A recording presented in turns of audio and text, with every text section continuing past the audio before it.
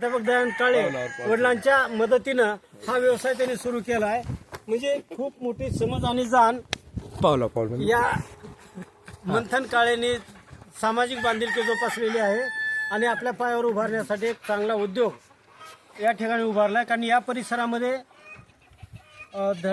Hotels असतील, वेगवेगळे प्रतिष्ठान असतील, त्यांना ही गरज आहे आणि म्हणून यांनी हा उद्योग या ठिकाणी उभारलाय. तर काळे कुटुंब डोंगरगाव या ठिकाणचं. तर मंथन, मग आता हे काय काय करावं लागतं तुला एवढे सांभाळायचे पक्षी मिळाल्यानंतर? काय नेमकं काय करावं, दिवसभर काय करावं लागतंय? सकाळी सोडतो यांना, खाद्य वगैरे टाकतो, पाणी. खाद्य कुठल्या प्रकारचं टाकतो? आता खाद्य 2-3 प्रकारचं खाद्य टाकतो. आपलं फीड वगैरे देतो, गहू तांदूळ, ज्वारी, भाजीपाला वेस्ट, हॉटेल वेस्ट. मग साधारणतः किती खर्च येते दिवसाला? दिवसाला बघा एक 35 रुपये. 600 रुपये होते. 600 येतं. मग आउटपुट सोर्स किती आहे, उत्पन्न किती व्हायला महिन्याला, असं काय आहे का त्याचं नियोजन? आता सुरुवात आहे म्हणून काय लगेच उत्पन्न येत नाही याच्यात. मग आता भविष्यात चांगलं उत्पन्न होईल अशा अपेक्षा आहे का? चांगले उत्पन्न होते भविष्यात. मग आता रात्रंदिवस याच्यात आपल्याला मेहनत करावी लागते. हो. त्याच्यात तुला कोण कोण मदत करते? माझे वडील, माझे घरचे सर्व काही माझी मदत करतात. पण दिवसभर तूच सगळं नियोजन करतोस. हो.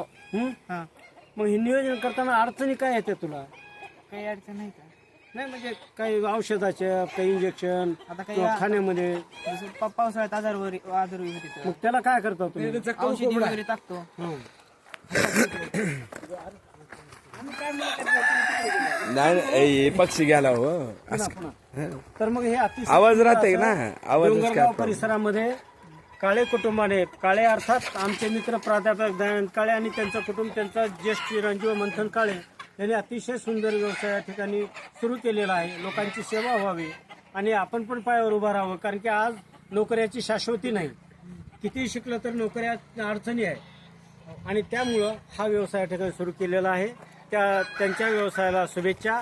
आणि ज्या जे दर्शक हे पाहतील त्यांना विनंती आहे, कृपया आपण सर्वांनी या ठिकाणी भेट द्यावी आणि या ठिकाणी जमल तर खरेदी असेल किंवा विक्री असेल, उद्योगासाठी आपलं योगदान देता येईल ते द्यावं. धन्यवाद. गजासारखी